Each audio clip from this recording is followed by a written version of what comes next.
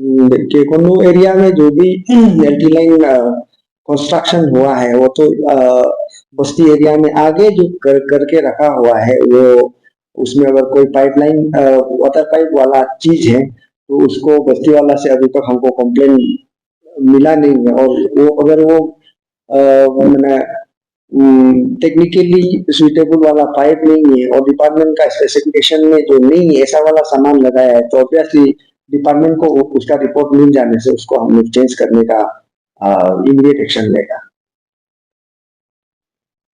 हाँ, तो सर जो जाकल यूनियन वाला से भी हम लोग मुलाकात हुआ है उन्होंने भी कुछ कुछ जो इश्यू है उसको हम लोग के सामने रखा है।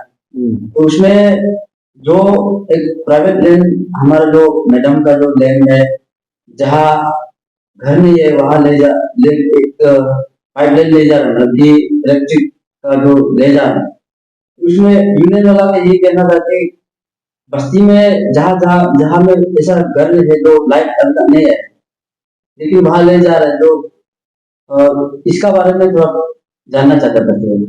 देखिए ये एक लाकूजो कॉलोनी को इलेक्ट्रिफिकेशन के लिए एक स्कीम यहाँ डिपार्टमेंट से गया था ऑन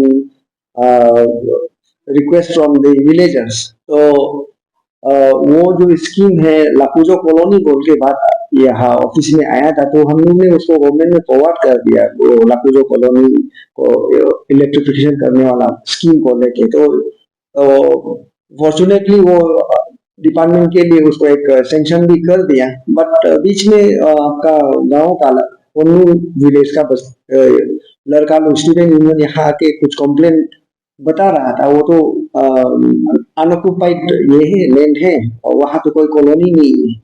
तो हमने देखा उसके बाद एक समय निकाल के हमने साइट विजिट किया तो उसमें देखा है कि वो एक एग्रीकल्चरल लैंड है फार्म लैंड टाइप का।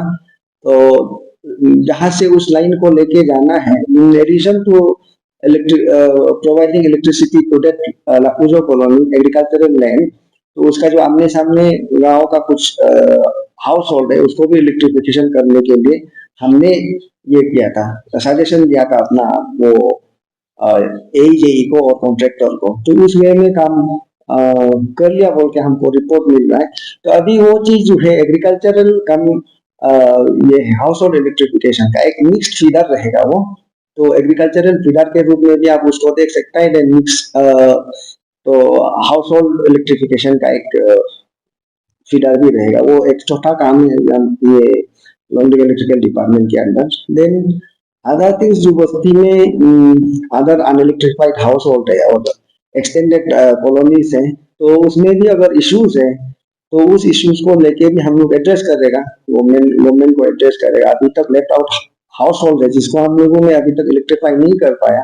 Then for that also the department will take up immediate action for electrification. तो गवर्नमेंट को कहाँ तक उस किस हद तक हमारा प्रपोजल को कंसिडरेशन में लेगा तो एज अर्ली एज पॉसिबल अगर गवर्नमेंट से हम लोग सपोर्ट मिलता है तो इमीडिएटली वी विल इलेक्ट्रीफाई है। और बहुत कम होगा एक दो सिर्फ होगा थोड़ा सा माइनर एक्सटेंशन का ही जरूरत है। Then in that case we will take that आप immediately from our side also. वो स्कीम सेंक्शन किए बिना भी हम एक दो पोल का कोई बात होगा तो हम कर लेंगे उसको।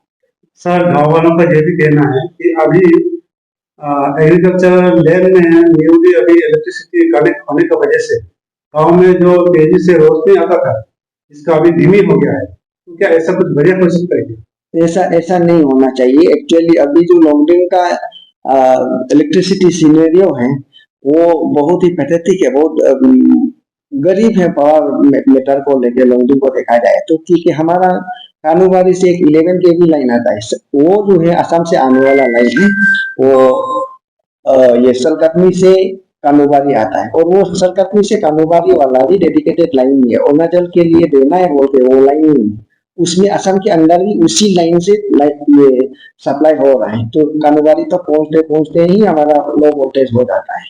देन कभी कभी क्या होता है कौन सा से और एक तो मिलता है हम लोग को लाइन जब कौन सा लाइन नहीं रहता है तो कानूबारी से आने वाला जो जिसको हम लोग रिसीविंग पॉइंट में कानूबारी में भी कम वोल्टेज में मिलता है उसको ही हम एंटायर लॉन्गडिंग डिस्ट्रिक्ट में एक्सटेंड कर देता है। तब क्या होता है इतना बड़ा 11 केवी नेटवर्क होता है कि हर जगह वोल्टेज कम पड़ जाता है।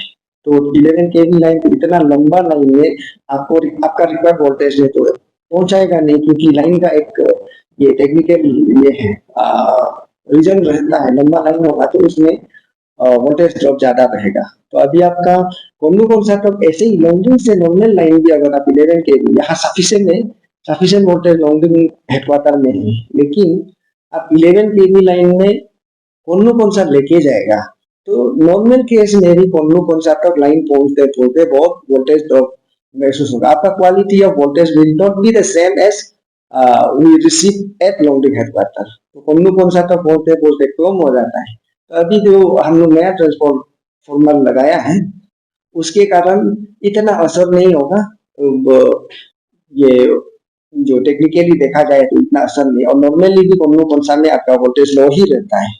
तो उसका अभी करेंटली ये इमीडिएट रेमेडी भी नहीं है। हम लोग जो गवर्नमेंट ने कॉम्प्रिहेंसिव स्कीम टेकअप करके रखा हुआ है, तो गवर्नमेंट का वो कॉम्प्रिहेंसिव स्कीम खत्म होने से थोड़ा सा लॉन्गिंग में इम्प्रूवमेंट आएगा। फिर उसके बाद भी हम ये सिस्टम इम्प्रूवमेंट के लिए हमारा डिपार्टमेंट को लॉन्गिंग का पब्लिक को सोचना पड़ेगा, और उसको ये करने के लिए क्वालिटी ऑफ वोल्टेज को इम्प्रूव करने के लिए तो लॉन्गिंग वासियों का सपोर्ट भी उसमें बहुत जरूरी रहेगा।